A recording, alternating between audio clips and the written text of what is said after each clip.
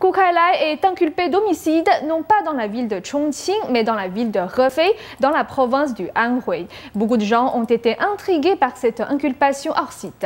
En réalité, l'inculpation hors site est un processus conventionnel pour les affaires de niveau provincial et ministériel. Des spécialistes de la Chine ont commenté qu'à la surface, ce processus vise à éviter de faire naître la suspicion, mais en réalité, il met en évidence l'échec de la justice légale sous le système du PCC. Le cas de Gu Kailai n'est pas traité dans la ville de Chongqing, mais a été assigné à la place à la province du Anhui, où il n'y a aucun lien avec Bu Xilai et sa femme, ce qui a attiré l'attention du monde extérieur. Li Qianqiao, doctorant en sciences politiques de l'Université de Columbia, pense que ce processus met en évidence l'injustice au sein du système judiciaire du régime communiste.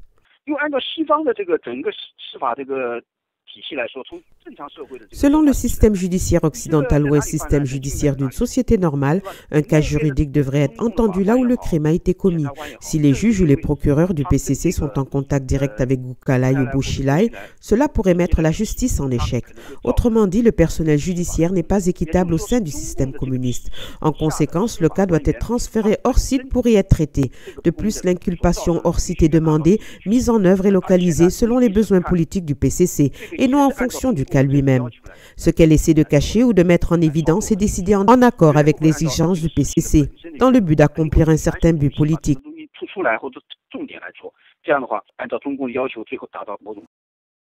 En réalité, l'inculpation hors site est un processus conventionnel pour punir un fonctionnaire de haut niveau du PCC.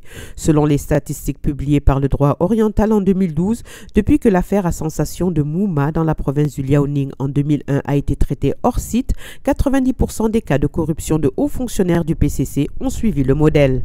Par exemple, Chen Liangyu, ex-membre du Politburo et secrétaire du parti de Shanghai, a été inculpé à Tianjin.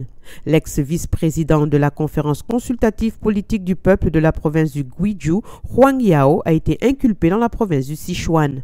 L'ex-maire adjoint de Pékin, Liu Jiuhua, a été inculpé dans la province du Hebei et l'ex-maire de la ville de Shenzhen, Xu Zhongheng, a été inculpé dans la province du Henan. Nouvelle NTD.